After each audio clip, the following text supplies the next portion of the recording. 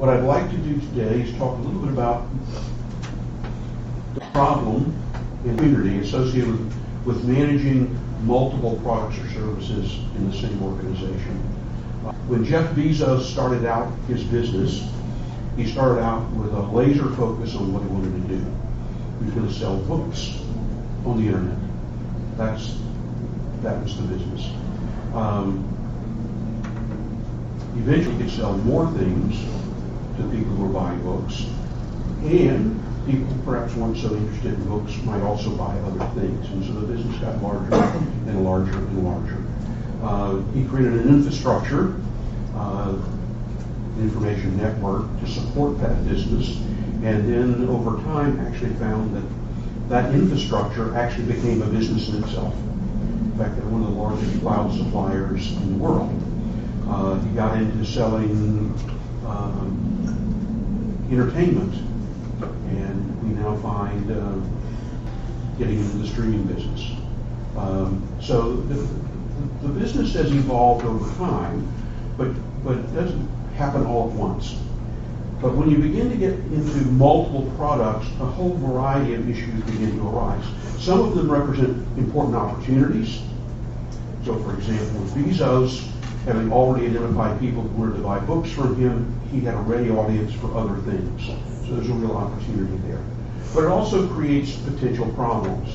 For example, if you have two products that are in the markets targeted at exactly the same segment, you're probably spending more money than you need to spend. But you're spending on two different products to serve the same customer. And so there's some unique issues around managing multiple products. There are good reasons why businesses end up with multiple products. One size doesn't usually fit all. As you saw the bike simulation, you have very different segments with very different needs. So often there's a need for multiple products to serve different segments in the same market. But another problem that arises for businesses is that at some point you kind of use up all the market. So you may identify a market segment, you sell into that market segment, everybody is bought, and yet they may continue to buy again, you may get repeat purchases, but there's no longer any growth. And so if you want to grow the business, it becomes really important to think about where are the growth opportunities, and that usually means finding other markets to serve. Either selling more product to the same customers, but now you've got to have a product or service for them to buy, or it means finding new customers for what you're selling. But it's not possible to do all of this at once. Jeff Bezos didn't become one of the world's richest men with $1 billion, trillion-dollar company overnight. It took him a few years. And even when you end up with these really large businesses like Amazon, within those large businesses, there are typically smaller business units that need to be managed uniquely. When you're managing an Amazon, what you're really managing is kind of a large bank.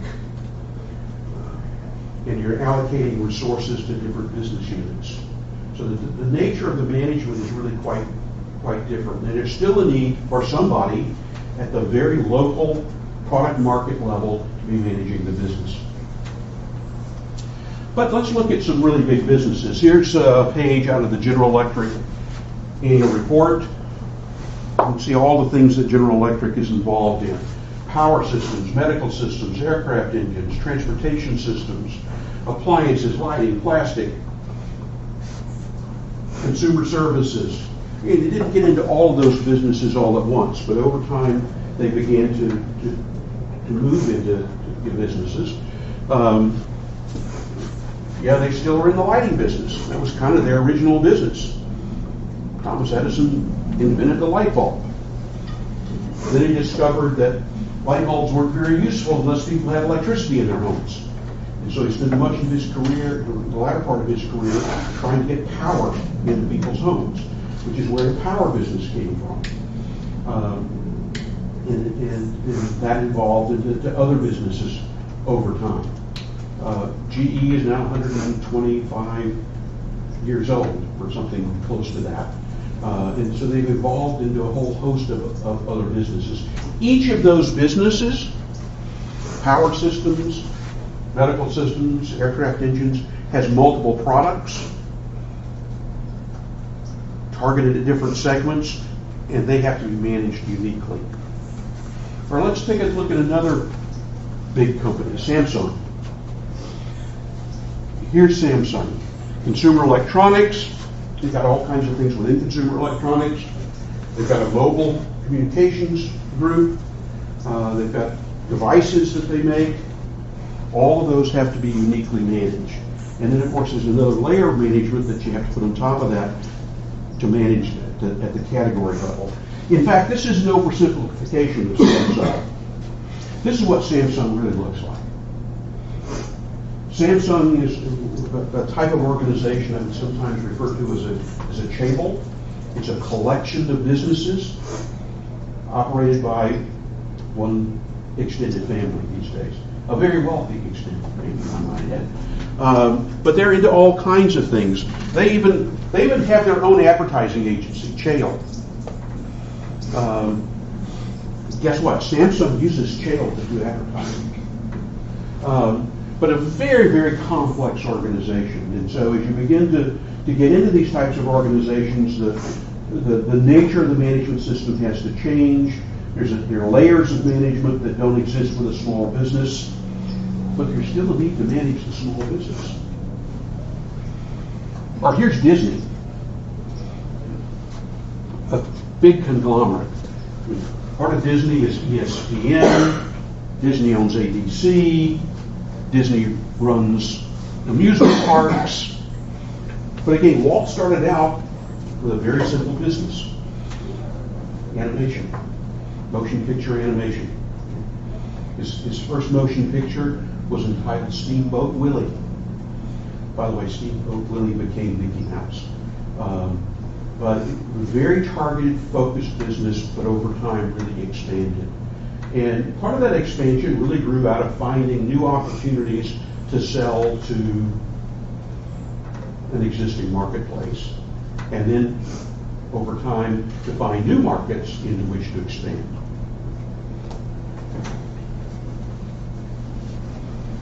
Oops. Wrong way. So there are whole levels of management that we have to be concerned about. You know, they're at the simplest level, think of it as a small business, we have the product market level. You've identified a market you want to serve, you've got a product or service you want to sell, and you simply have to manage at that level. That's the level at which you tend to be closest to the customer. But ultimately, if you expand into multiple products, as you did in bikes, you get into category management. And when you get into category management, now it becomes a matter of not just managing the one product for the one market, but how do I manage multiple products, assure that they don't end up overlapping too much into multiple markets? How do I generate cost efficiencies that might be present?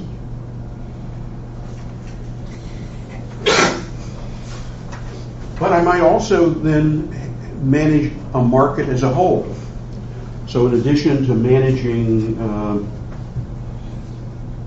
the bikes market with multiple bikes, I might have a North American market. I might have a European market, and I might manage those separately. And there are reasons why I would have to do that. For example, if I'm advertising, the media market in the United States is very different from the media market in Europe or the media market in Asia. Distribution channels are really quite different. And so there's often a need to manage the market, even as we're also managing the product market and the product category. Inevitably, terms that become complex create a division or a business unit. Typically, a business unit encompasses multiple product categories, multiple markets. And generally, this is where profit and loss responsibility may reside, probably most often. Although if you're a brand manager In a brand management company, you have profit and loss responsibility at the product market level. The brand manager for Tide is responsible for making profit for Tide. Multiple business units may become a business. The business itself may become a part of a collection of businesses, and in a really large collection of businesses, like Samsung, may actually be little more than a holding company. General Electric is really like a holding company. And what does a holding company do? Basically, it invests.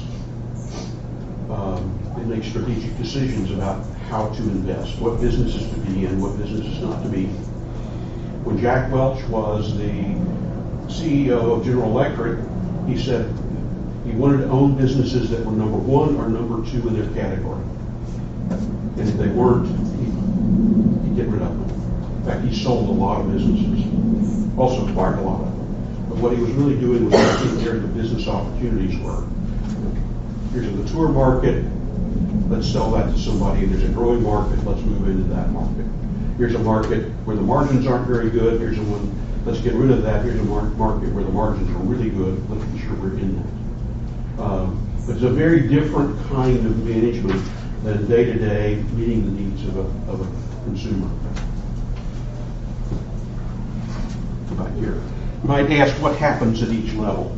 I mean, here's kind of a schematic of what tends to happen. There's a head office, there are business units, typically you have managers, there's a functional level, and then finally they serve the market.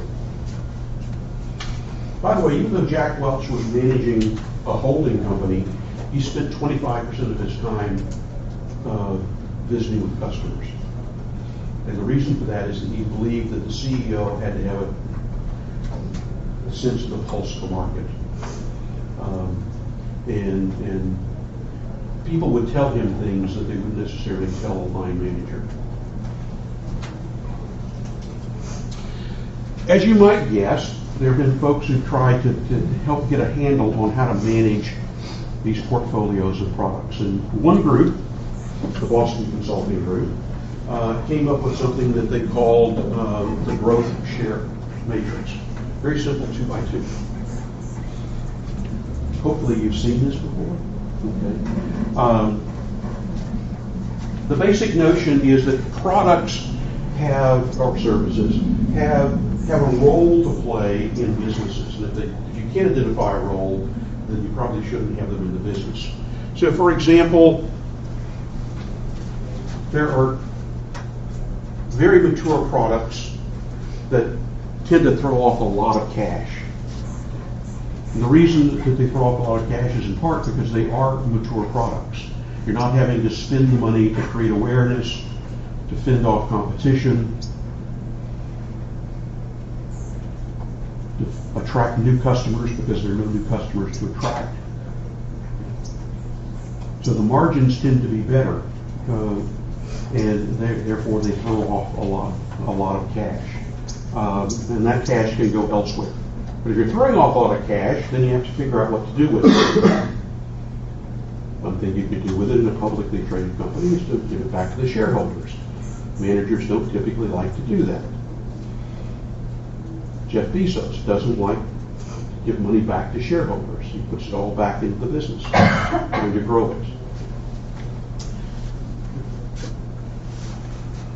Another type of product in a firm is what might be called a star. And most people like to really work on stars. Cash cows are not very much fun. They're mature, they're not exciting, and they keep taking money from you for other things in the organization. Stars are things that are growing hot, growing rapidly. By the way, they don't tend to throw off a lot of profits. And the reason for that is they tend to be in a growth market where you're having to spend to support that growth. This is also the type of product or service that attracts a lot of competition. That too tends to put downward pressure on profits. Then there are question marks. They're in markets where there's a high level of growth, but you're not doing very well. The question becomes why. Maybe it's a product problem, maybe it's a distribution problem, but it's a growth market. Everything else being equal, you ought to be growing, but you're not. So the question becomes why, what to do about it. And then finally, there are products that are in slow growth markets and you're not doing very well in those markets. We call those dogs. Or at least Boston Consulting Group call them dogs. I think that's kind of insulting to dogs. But anyway, the matrix itself is really simple. It's defined by market share, high or low. It's defined by growth rate, high or low. And the most common way that market growth is defined is anything growing at 10% or more is high growth, and anything at 10% or less is low growth. Market share, typically high market share is defined as having at least 1.5 times the market share of your next closest competitor. So now what you can do is you can sort of profile your portfolio. And by the way, while we talk about products here or services here, we can really talk about the product market. You could actually have a product in a particular segment that is a star, because that product has a high market share in that segment and is growing rapidly. At the same time, you could have a dog in another segment. So this is not necessarily just considering the product or service, but also the segment in which the product exists. Leave it to General Electric to make this more complex. They developed 9 different cells in the table based on something called industry attractiveness and business position. Business position captured a lot of those things that were in the Boston Consulting Group matrix, but add some things. So here's market size, here's market growth, profitability, pricing trends, competitive intensity, risk, entry barriers, and so forth. And then industry attractiveness, things like how well does it match what we do well? What's our brand strength? Again, market share shows up here again. Share of growth, customer loyalty, and so forth. And again, you can profile products and services by segment into one of 9 categories. The 9 categories have associated with them things that you would do in terms of decision making. So for example, something low in business position and low in attractiveness, you probably want to get rid of. Find a buyer. Ideally find a buyer, if not, you might just close it down. On the other hand, if you've got something where the industry is very attractive and your business position is very strong, that's a place where you invest. So this is really a way of allocating resources.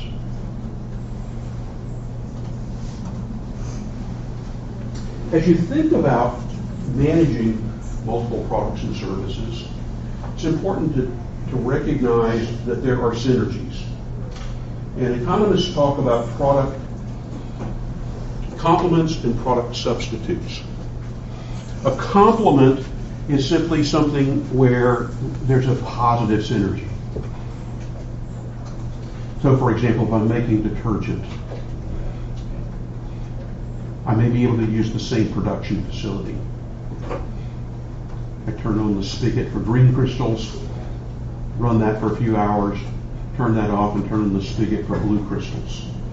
And I'm using the same production facility. That's a complement. On the other hand, a substitute would be something where it costs me to do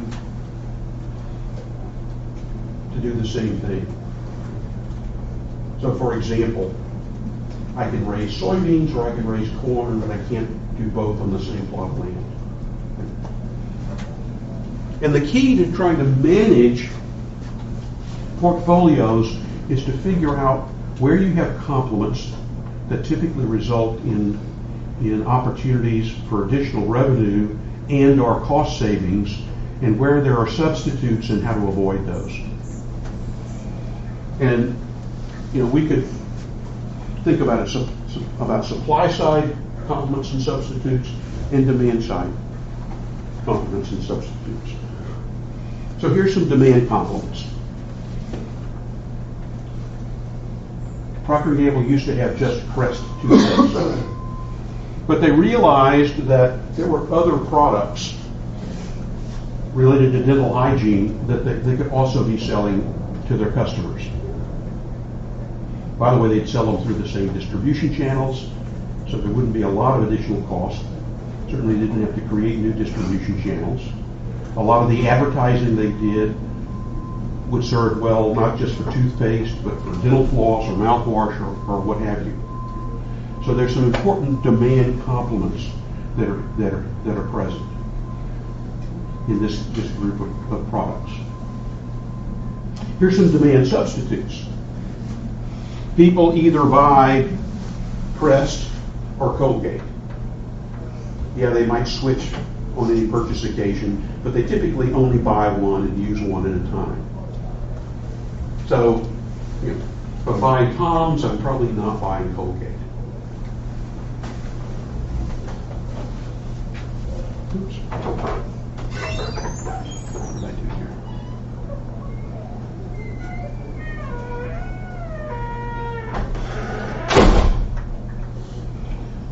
And then we talked about supply substitutes.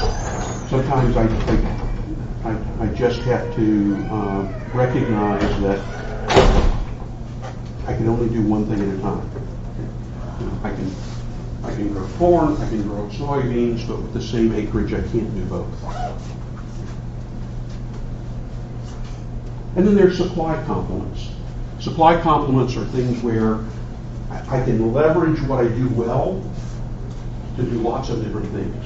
So for example, here's how it works at Canon.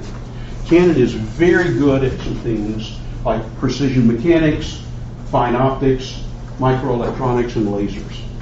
Kind of core competencies, if you will. What they then do is they leverage those capabilities into some core products. The core products are laser engines, digital imaging systems, and cameras. And those core products get modified in various ways to serve very specific markets.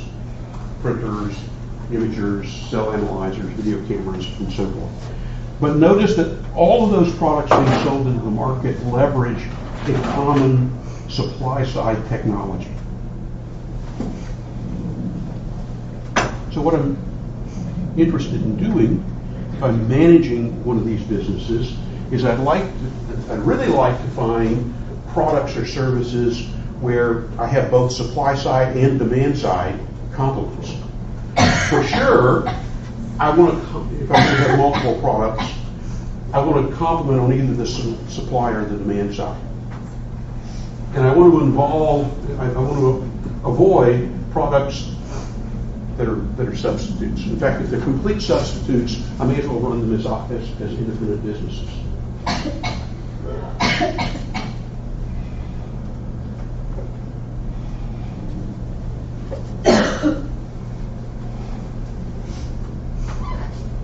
Investment is a supply side substitute. Money, people, is a supply side substitute. I can't invest in everything.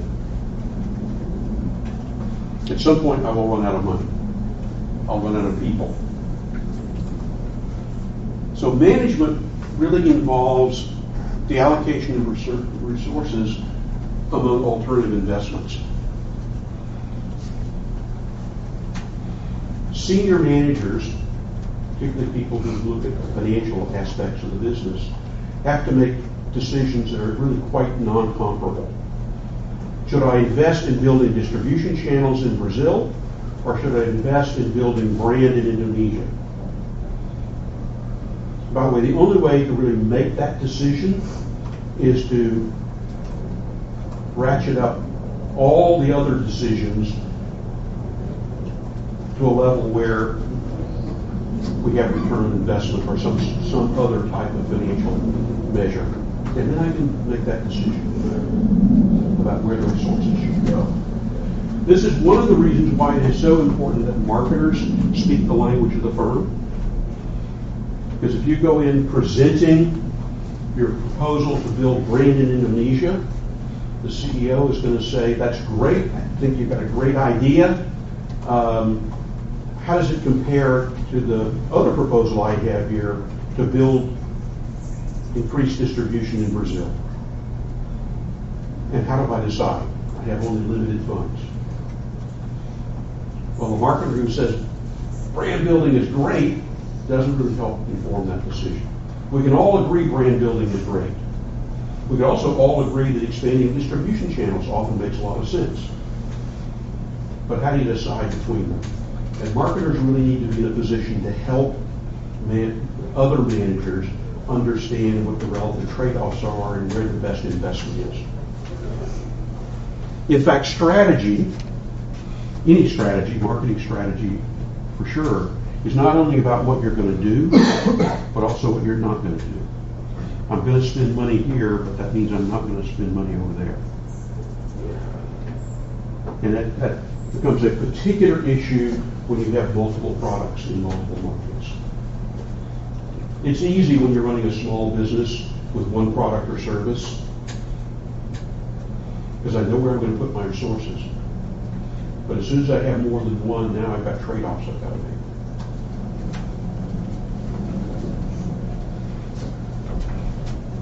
You've all been exposed to capital asset pricing model? Maybe? Yes, no? Okay. Well, capital asset pricing model is simply a model of how you should invest in the stock market. And I mentioned it just in case you've been exposed to it. And I mentioned it also because some people have suggested that it's a really good model for thinking about how to invest in products and services. I'm now going to explain to you why it's not. By the way, it's a very powerful model.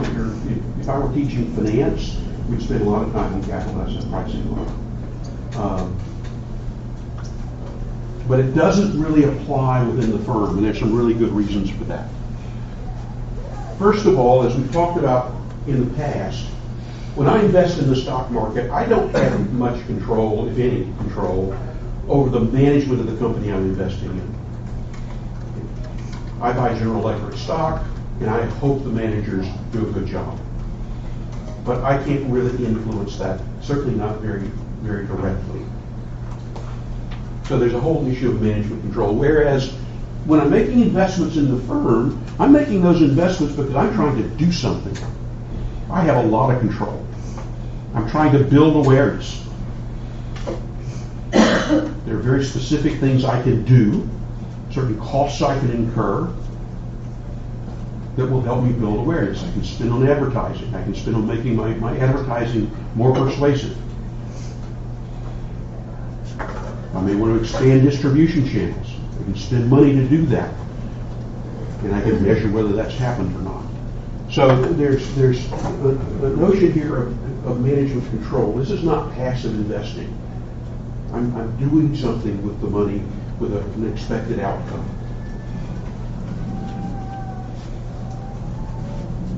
The capital asset pricing model, at the fundamental level, says that there should be a relationship between risk and return. And while I generally agree with that, in the firm, that's not always true.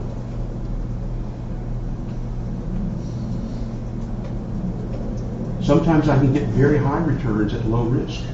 If I'm in a very mature market and I'm the market leader, I may have very high returns. You might say, well, that sounds like a low risk market, but a lot of markets are not low risk. There are competitors who are coming in.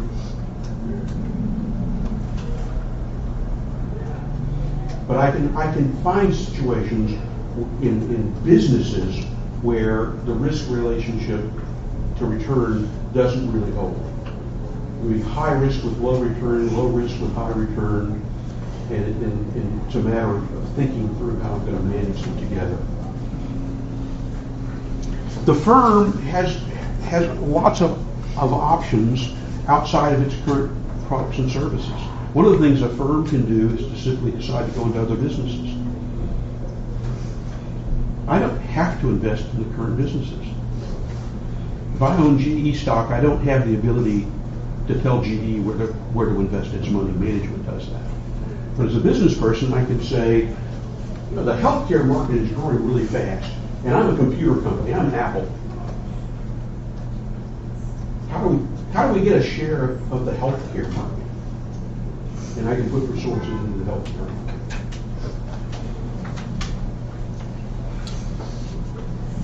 Firms, if they're successful, also have specific knowledge. When I buy a stock on the stock market, I don't have insider information. By the way, if I do have insider information and I buy, they can put me in jail. But if you're running a business, you've got lots of insider knowledge. You know what's going on. You have knowledge of the market, you have knowledge of your talents, you have knowledge of what your competitors are doing. There's lots of specific knowledge that you have that you can leverage. By the way, it's knowledge not necessarily available to anyone outside the business. But that knowledge should be valuable. By the way, where does that knowledge reside in businesses?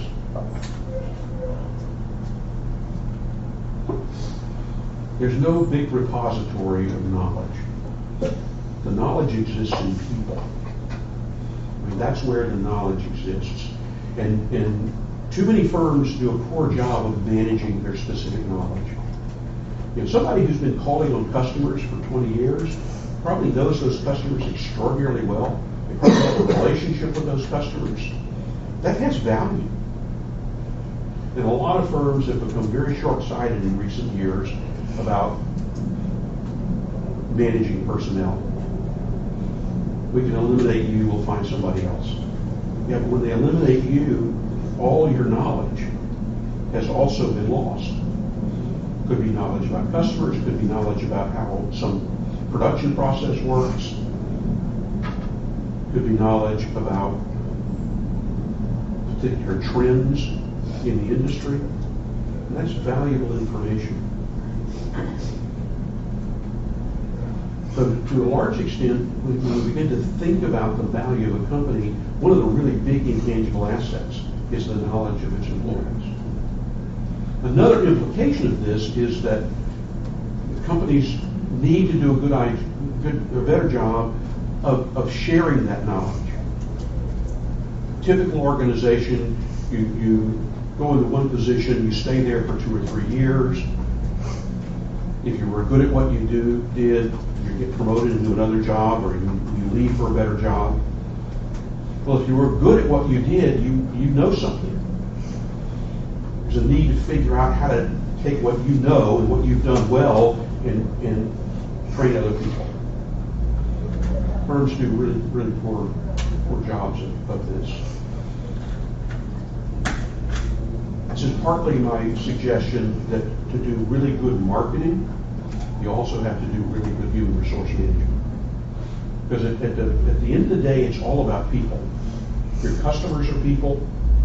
I mean, if you're selling business to business, that business has people in it. They're the ones who are making the decisions. And it's about people in your business, what they know about how to serve those customers. There are certainly opportunities for economies of scale and scope. Because I own more General Electric stock doesn't buy me anything. Now, I don't get a bigger return because I own 1,000 shares as compared to 100 shares. But if I'm producing 1 million bicycles, my cost of production may be less than when I was producing 100,000. So I have the opportunity to get economies of scale, economies of scope. And finally, most financial models, including the capital asset pricing model, assume that you do a one-time investment and there's a one-time return. Maybe there's some dividends along the way, but it's a very simple notion of investment versus return. I invest in stock, I get a dividend. I invest in stock, I sell it at some point in the future. Return on marketing activities is very different. I don't typically do a single investment in marketing. Yeah, I launch a product, I invest in launching. But then I can't stop. I still got to continue to support that product. I've got to continue to advertise. I've got to continue to support channels of distribution. Probably need to continue to innovate and do some R&D to improve the product in the face of competition. So what that tends to mean is that with marketing investments, what I'm doing is I'm making a series of ongoing investments. Not a one-time investment. And I typically have revenues that are recurring over time at different points in time. This kind of complicates net present value computations. Net present value is easy to figure out when I have a one-time investment at an interest rate and a one-time return at some point in the future. But now consider what happens that that investment is occurring again and again and again in varying amounts over time. I'm getting revenue back at varying points in time with potentially different amounts. By the way, I can still do net present value computations, but I now have to make some assumptions about those ongoing costs of innovation and the stream of revenue that's going to be occurring over time. And this can get very complex. But we have computers for that. One other point I will make is that in thinking about marketing investments, it's always useful to think about alternatives. You always have at least two choices when thinking about a marketing investment. One is to do something and the other is not to do something. More often than not, it's not, we won't do anything at all. It's rather, gee, I can spend more on product improvement, I can spend more on advertising, I can spend more on supporting my channels of distribution. Which one will give me the better return?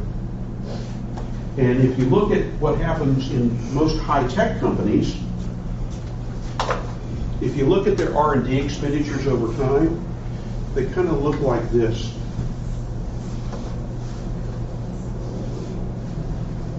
And you look at their advertising expenditures and other marketing expenditures over time, they kind of look like this. What's going on?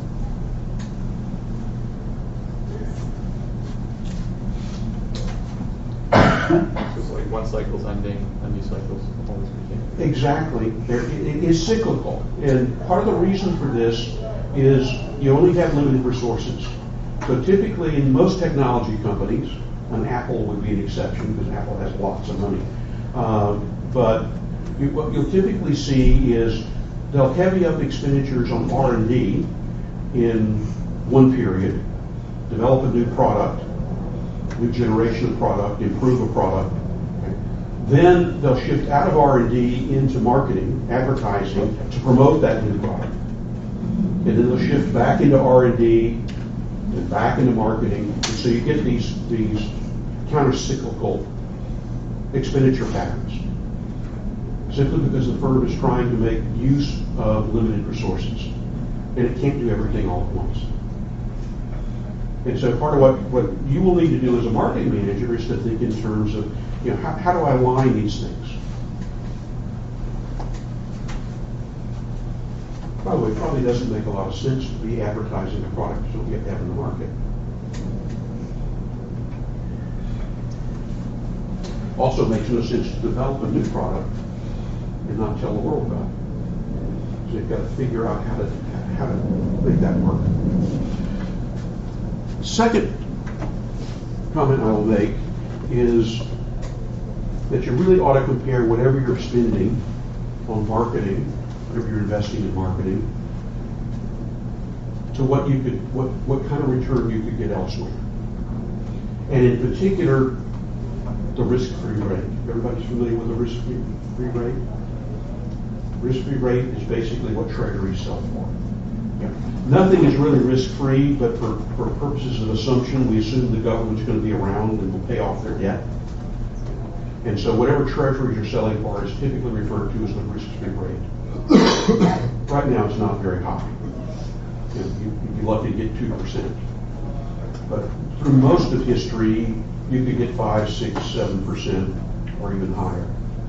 And so you begin to think in terms of, I could invest in this really risky marketing project, complete with R&D and advertising, and I could get a 5% return.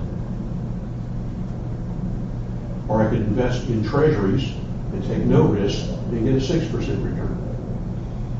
Why would I invest in marketing, R&D, and so forth, and get a better return elsewhere?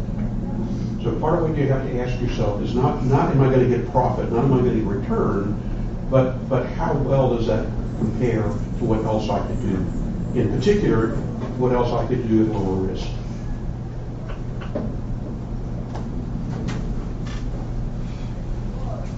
By the way, that's why if you look at where people like Bill Gates has his money, yeah, he's still got some money in Microsoft, but he's got a lot of it in treasuries. Because it's safe, we hope.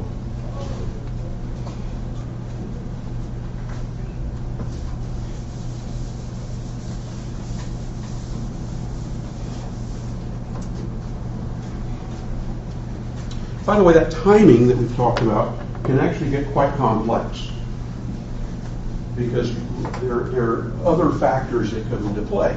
So if, for example, if you were in the toy market, when do you sell most toys?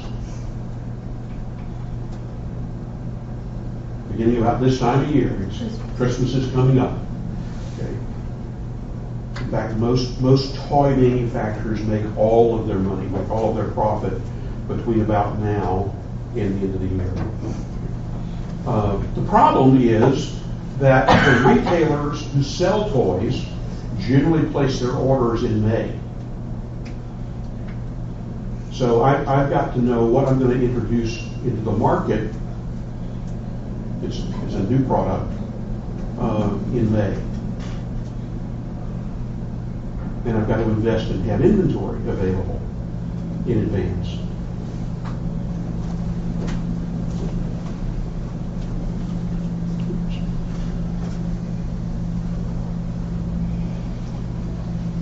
So as we begin to think about how we manage these cycles and how we manage the risk that's associated with various investments, we have a number of tools that we can use. We talked about payback period earlier in the course.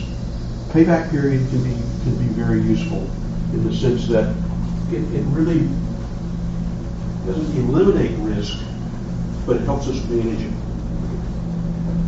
Payback period is simply the time required for an investment to recover the initial investment. Or you could say the initial investment plus some profit. You make a determination about what's an adequate profit. Obviously, if the payback period is 3 months, that's less risky than a payback period of 3 years.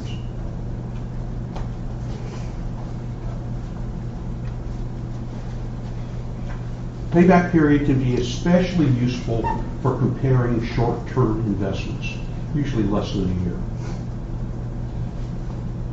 Other things being equal, if the payback period is 6 months in one case and 9 months in another case, probably I'll go with the 6 month. Again, everything else being equal. Very common to it. For really long-term projects, though, it can become a problem. because then we do get into the time value of money. And something that returns a lot, but in the distant future, may still be a better investment than something that's going to return far less more quickly.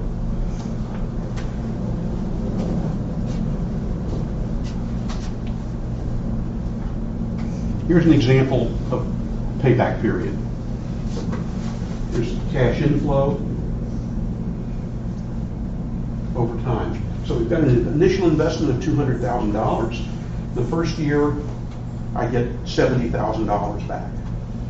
Second year, I get $60,000 back. So far, I've gotten $130,000 back. Third year, I now get $55,000 back. So I'm still at $185,000. That still hasn't paid back my $200,000 investment. It's only once I get into the fourth year here that I actually begin to get my investment back and start making profit.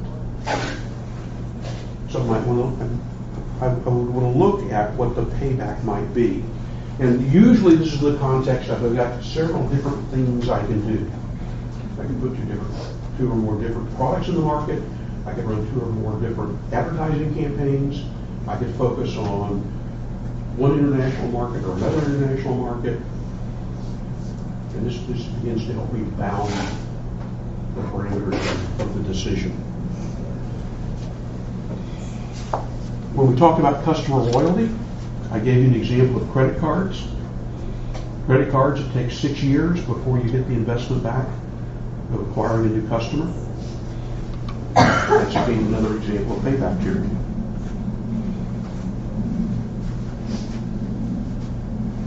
Some firms attempt to manage this process by creating what's called an internal rate of return. This is a discount rate, it's an interest rate, but it's inside the company. And they try to use this as a way of adjusting for relative risk. And for projects that are risky, they will require a higher rate of return.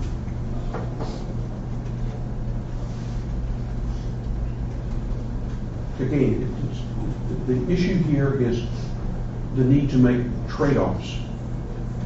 I can launch this product, I can launch this product, I can't do them both. Which is the better investment? Well, this one's much riskier. Okay, it's much riskier. What kind of return can I expect? Can I get a higher rate of return? I may still do the riskier project, but I expect a higher rate of return.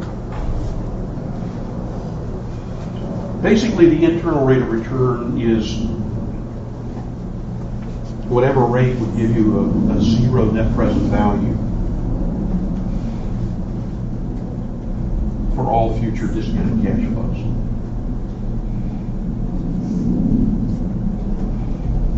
And I will take you through the formula, but another word that you will hear is hurdle rate. A hurdle rate is simply how much you have to make in order to justify a product. So somebody might say, this is a really risky product, the hurdle rate is 12%. That means we have to earn 12%. Another product somebody might conclude is not so risky, the hurdle rate might be 8%. But again, it's a simple way of again, making trade-offs that account for risk. There are problems with hurdle rates and internal rates of return. You get into questions of the timing of the cash flow. I mean, it's great if you're comparing alternatives that are going to have the same cash flow over time, but as soon as the cash flow begins to differ in terms of timing, it sort of throws off the calculations. Doesn't mean you don't do them, but it makes the problem more complex. Also, hurdle rates, internal rates of return, really ignore the duration of the cash flow. A project that's going to produce cash for the next 60 years probably is more attractive than something that's going to produce cash for the next couple of years and stop. So I really need to think about the likely duration of the cash flow and return on investment, not just the initial rate. It also ignores future investments, and this is a real problem in marketing, is that unlike building a plant, a manufacturing facility, where you spend the money and you build the plant, and then you can figure out what's the return. In marketing, we launch a product, and then we spend money on advertising, distribution, service. And then we spend more money on advertising, distribution, service, and some more. And again, it just makes the nature of the investment more difficult to estimate, because it's not one investment. It also makes returns more difficult because it's not a one-time return. Internal rate of return often ignores the risk among projects, particularly if the firm uses the same hurdle rate for everybody, for every product. And it actually turns out, because of the variability of cash flows and the need for initial investment, you can actually get more than one internal rate of return. These things can be done. I mentioned them because you'll be in businesses that have a hurdle rate. You'll need to know at least what it is and how it's computed. It can be very idiosyncratic to the business. There's no right answer, except there is a right answer. It's what management's going to let you do, and how they're going to make that decision. As a result of the complexity that we've just described and trying to do very complex financial analyses, many firms have sought to simplify the process by creating rating scales.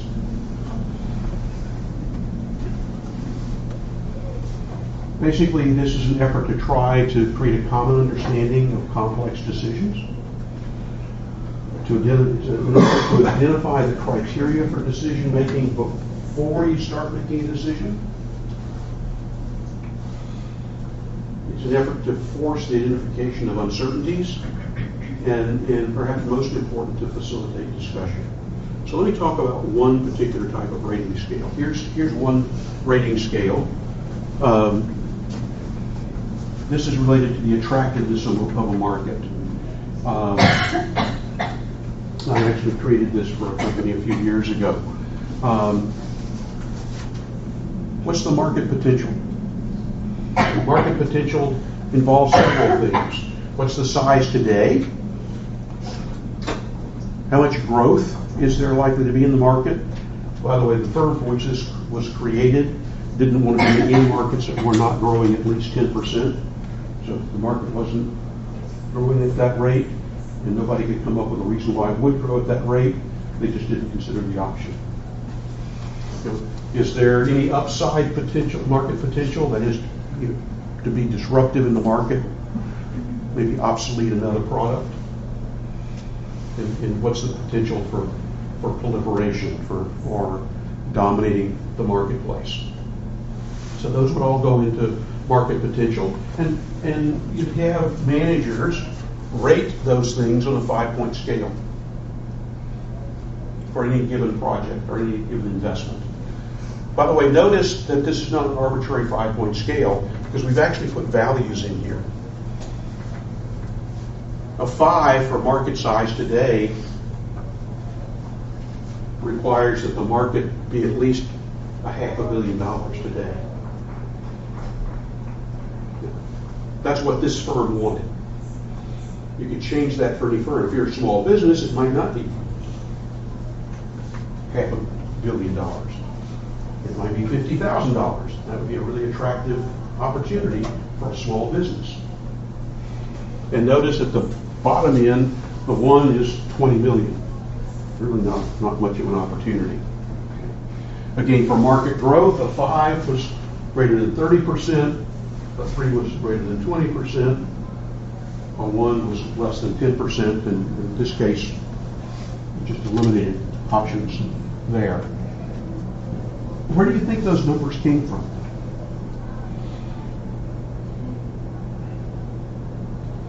We sat in a room with senior management, and we said, in the absence of a specific project or investment, we said, what are the characteristics of really good investments on these dimensions? So, for our business, what would we consider to be a good current market size? That would anchor the 5. What would we consider to be a really good growth rate? Greater than 30%. But you have a conversation about what are the parameters of the businesses we want to be in. And you do that, by the way, before you start considering any specific options. Because what happens when people start considering specific options, and then you start talking about this, is that people have a favorite option, and then they begin justifying it. It's much more difficult when you have a stated criteria like this to then start trying to excuse something that doesn't really meet the parameters. Competitive environment, what's the intensity of competition? What's the strength of the competition? How important is the market to competitors? This is a market that's basically kind of opportunistic, or is it something that's really existential to the customer? What are our competitive advantages? Are we differentiated? How are we differentiated? Is it a compelling differentiation? Or are we talking about something that's just me too? What about brand loyalty? Customer loyalty? Can we bring that to bear? Is it strong? Is it weak? And then finally, what's the strategic fit? Is this an opportunity, investment opportunity, a product, a service, an advertising campaign, whatever, that really fits well into what the company already does well? Or is it completely new? We'd be doing something that we've never done before. To the extent that it's a high organizational fit, it would get a 5, medium would be a 3, and then the one would be low. Notice there are also some weights out here that indicate how important these things are. Where do the weights come from? We sat in a room with managers. What's really important. For this company, which was a technology company, growth was really, really important. Growth, upside potential, and to a large extent, the strategic fit. By the way, if you have a group of people, knowledgeable people, do this rating. You can apply some simple math. The ratings, our average ratings times the weight, and you can end up with a rating for business potential. You can do this across multiple projects, and now you've got a score. Doesn't mean you always take the one with the highest score, but what it forces people to do is to think through a whole series of issues. Is this really a growing market? How certain are we that it's going to be growing? Are we really sure we don't have competition? Yeah, we don't have there's no competition now, but how readily could somebody come into the market? And so you begin to try to surface those things as a part of the decision making. But that's the business potential. But then we need to think in terms of the investment. The business potential is really, what's the likelihood we'll actually generate some revenue? But now we have to figure out what the investment's going to be. So again, another rating scale. Do we have the necessary competencies? Or are we going to have to go buy them? Buying the necessary competencies might include going and hiring people.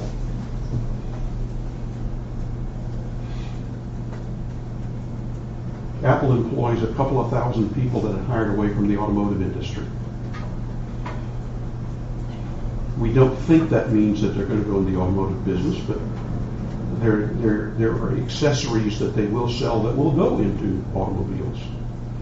So they needed to understand the construction of automobiles. That's a competency they needed. So they went out and hired it. Are we going to have to generate new products? Is there some R&D that's going to be necessary? How long is it going to be until we have a product that we can actually put in the market? Can we do it pretty quickly, or is it going to take years? How are we going to make the sales? That's what I mean here by order fulfillment. How are people going to get the product? So do we already have systems in place? We're already in distribution channels. You just put this product in the current channels. That's easy. Or is this so different from what we're now doing that we're going to have to go find new distribution channels?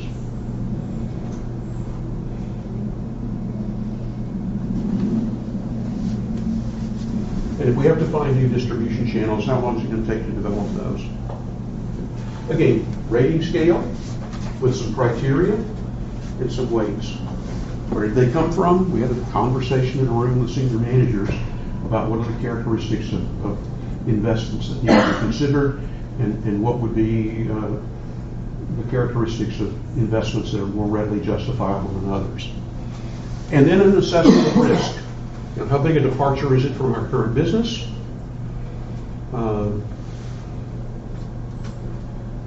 What's it going to take to get people to adopt the new product? Are there barriers and difficulty? Is it technically feasible? It's a great idea, but can we actually create the product? And were there any interdependencies that we should take into account? Those notions of supply and demand, complements and substitutes? Are there any industry shifts in the horizon we should be aware of? Are there any regulatory hurdles? The company I did this for was actually a medical devices company, and regulation is a major factor. You can't put a medical device in the market until the Food and Drug Administration approves it. By the way, approval can take years in some cases. So what are the hurdles? And then more generally, what are the other legal issues that may be present? Again, 5-point rating scale with some criteria, with some weights, and we ultimately have a total score for investment and total risk. By the way, if we put investment and total risk together with the which is 30 points, we put that together with the business potential, comes out to 100. And we can compare different investments, different products, different services, and we might go into. Again, when you go through this exercise, some things will immediately become apparent as not being viable. In other cases, you'll have a couple of things that are really quite similar to one another in terms of overall rating. Now you have to begin to think in terms of, what didn't we capture? What's the probability of success? But it really forces a discipline related to making choices among alternative investments. And those alternative investments are usually quite non-comparable. It's often not simply the case that we could produce this product or this product. That happens too. But it could be something like, we could invest in R&D, or we could spend on advertising for our current products. Well, I want to do both, but we don't have money to do both. We don't have money to do both well. So which would be the better thing to do? And then over what time period? And we may then conclude in that context that, well, maybe it makes sense to spend on R&D this year, but next year we'll spend on marketing to launch the product that we've developed. And then we'll go back to R&D. And so these cycles. Very, very common sort of methodology for comparing alternatives, and really forcing people to think through what are the factors that should govern decisions about marketing investments. Intangibles, though, are different. One of the things about marketing is that we are dealing largely with intangible assets. Yes, it's a product that's tangible, but a lot of what we're dealing with isn't tangible. A brand is not tangible. A service experience is not tangible. Knowledge is not tangible. The little cartoon is about knowledge. You killed the elephant, maybe you ought to write the spot down. Pass it on to others. There's a huge long list of intangibles. We talked about intangibles at the beginning of the course. We're going to come back to them. Much of what we do in marketing is about creating intangibles, but just because you can hold them in your hand doesn't mean they don't have value. Brands, customer lists, customer loyalty, patents, copyrights, business processes, knowledge, customer contracts, franchises, licenses, the list goes on and on. These are all intangible, but they have value.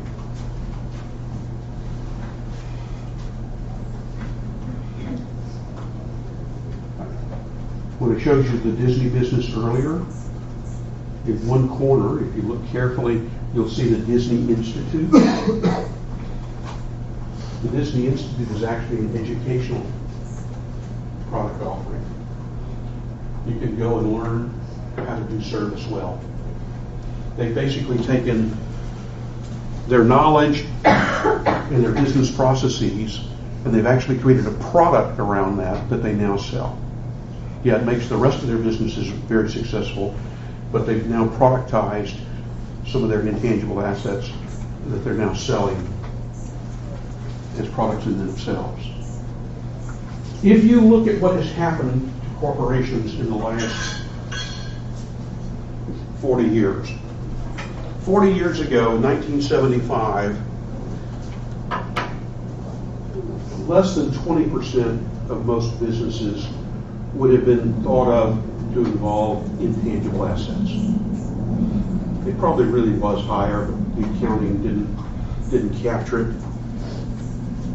But 40 years later, 2015, almost 90% of the value of the Standard & Poor's 500 is intangibles. It's not the buildings. It's not the inventory. In fact, we've been working really, really hard to reduce inventory. Ideally, we have no inventory. The problem with inventory is a cost. But brand. Why is Apple so valuable? Yeah, they make good products, but it's really the brand.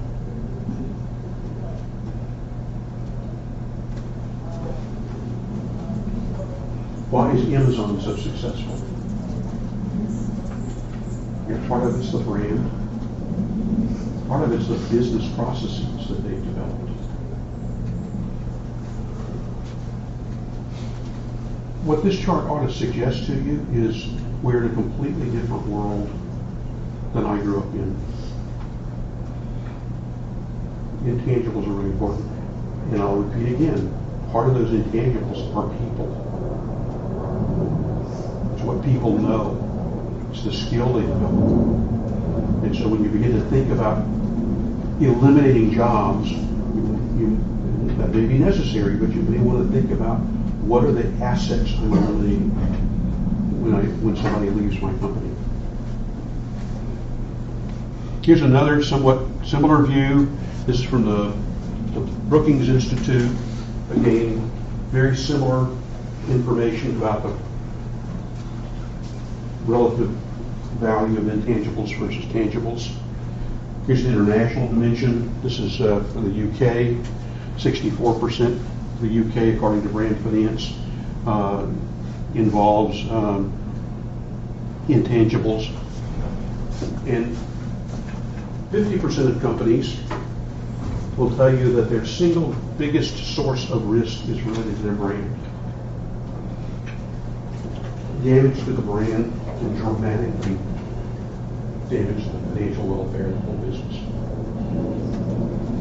That's an interesting finding, particularly when you put it in the context of a group of managers that I was recently with, 7 very large, well-known companies, talked to us on the condition we wouldn't identify who they are, but they had no process for systematically evaluating what was happening to the value of their brand over time. Yeah, but it's the thing that's of most concern. Why aren't you assessing what's happening?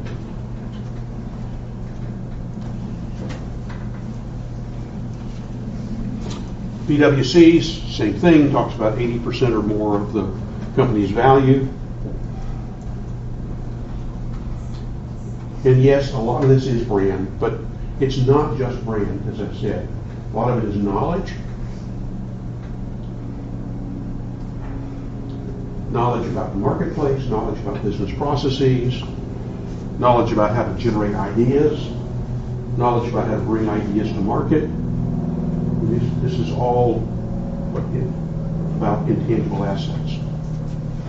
There are really 4 components of intangible assets. At their root are people. Brands have value because people value the brand.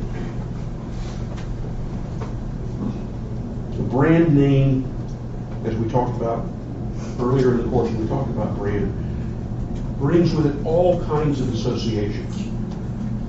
Creates familiarity, trust, a willingness to buy, a willingness to pay a premium.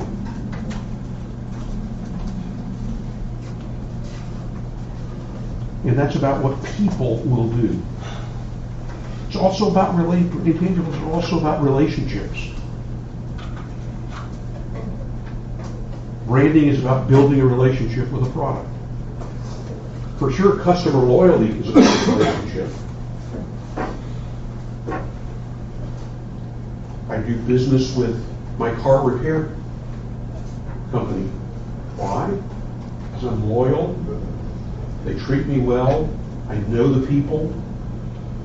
They take care of me. We have a relationship. Channels of distribution are about relationships. It's about relationships between the manufacturer and the distributor, between the distributor and the customer. There are also structural and organizational characteristics of intangibles. Those structures can take a variety of forms. A simple structure is just a customer list. I can't tell you the number of companies that I've talked to who say our customers are very loyal. And I say, do you have a list? No. Well, then how do you know? Well, they keep coming back. How do you know? If you're not tracking it. So a lot of what intangibles consist of are these ways of capturing information about relationships, about processes.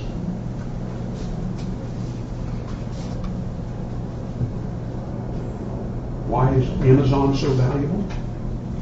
Because it's in a really deep relationship with 1 billion plus people. By the way, if you don't believe they're in a deep relationship, if you've ever gone on, they're happy to tell you, by the way, you might like to buy these things too.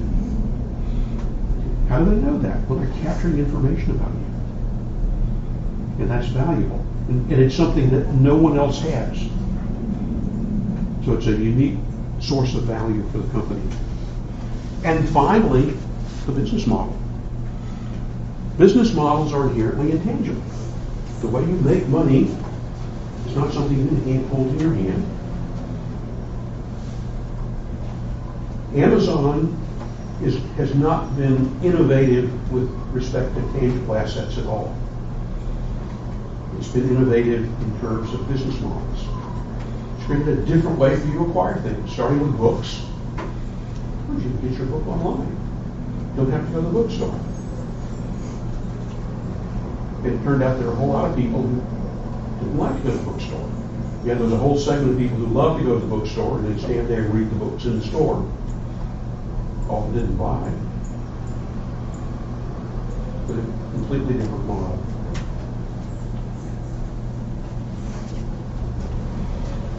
When we talk about intangible assets, we sometimes talk about the 4 S's. First of all, intangible assets, unlike tangible assets, tend to be scalable. If I build a factory, it's constrained by its size. It's built, it's done, there are 4 walls, maybe a couple of stories, but I'm done. And unless I go build another factory, I can't really expand it. There's a capacity, finite capacity. A brand, I can scale a brand. I can take my brand, launch it in Southern California, expand it to the West, expand it to the US, expand it to Europe, expand it to Asia. Enormously scalable. I'm not constrained as I am with tangible assets.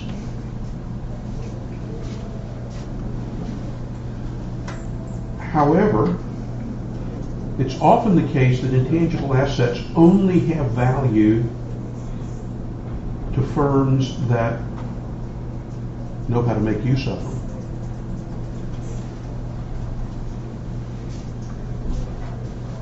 A brand may not have any value at all to a firm that doesn't know how to leverage it. So I could buy a brand, and if I don't have distribution for it, it's worthless. So part of what creates the value of an intangible asset is how it gets used. A building, there are buyers around. I mean, a vacant building is not an asset, by the way, it's a liability. But we have markets in real estate. We don't really have functioning markets for intangible assets. Yeah, brands get bought and sold, but it's not an ongoing market. And as a result, I can buy a brand, I can build a brand, and if I don't manage it appropriately, it's just all that is now just a sunk cost. So the value lies not in the asset itself, but in how it gets used. And we've seen some really good examples of that. One of my favorites is Twinkies. Hostess Twinkies. Hostess a few years ago went bankrupt. Didn't know how to manage people. Ultimately went bankrupt. A firm decided to buy the brand. By the way, they didn't care about the tangible assets.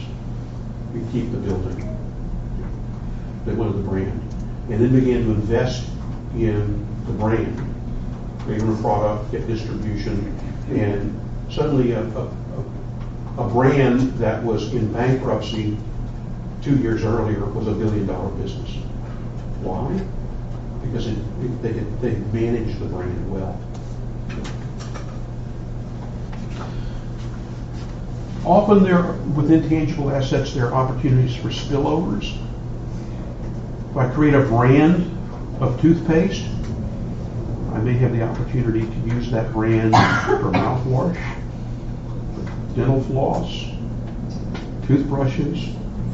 So often there's real opportunity. If I have customers who are loyal, I can often sell them not just what I'm selling them today, but something in the future.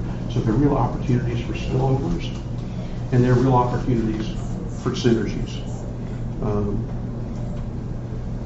Some distribution channels, I can use those distribution channels, those relationships, to sell other things.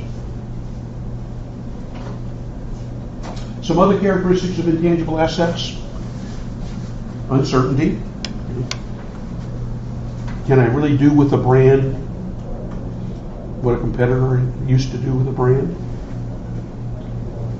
Generally, there's a degree of contestedness around intangible assets. I fight for brand loyalty, I fight for customer loyalty, and there's some option value. I can leverage the brand in a variety of ways. So some implications: what we're seeing in the marketplace today is actually a decline in total investment in R&D, but at the same time a rising return on investment. One of the characteristics of intangibles is because they lend themselves to being scalable. You can get a much larger return on investment. But this also means that we're seeing increasingly a separation of winners and losers across industries, within industries, across people. Facebook is a winner, at least at the moment. Snapchat is a loser. They kind of do the same thing. They're a social network. But Facebook is able to leverage its size, its relationships, its business processes in ways that Snapchat can't. And Snapchat will eventually go out of business.